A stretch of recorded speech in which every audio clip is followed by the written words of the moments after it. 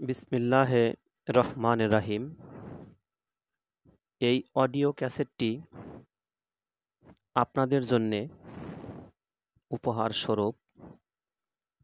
কেবলা কি? একসময়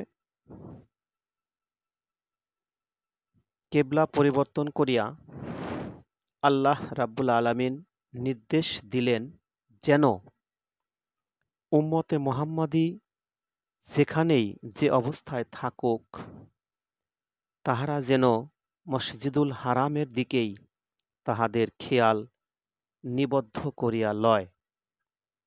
স্থানে কালে এবং বিভিন্ন অবস্থায় আবদ্ধ মানব মন শুধু আনুষ্ঠানিক সালাতের সময় নয়, বরং সদা সর্বদাই যেন মসজিদুল হারামের দিকেই, অর্থাৎ দুনিয়া বর্জিত বা পরিত্যক্ত এক প্রকার আত্মভোলা অবস্থার দিকে তাহাদের নজর ও খেয়াল নিবদ্ধ করিয়া রাখেন।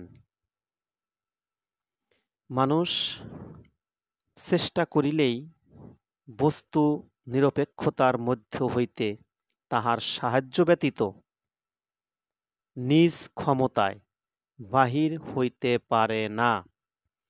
দুনিয়া বর্জনের উপযুক্ত একটি হাল তৈরি করিতে পারে মাত্র।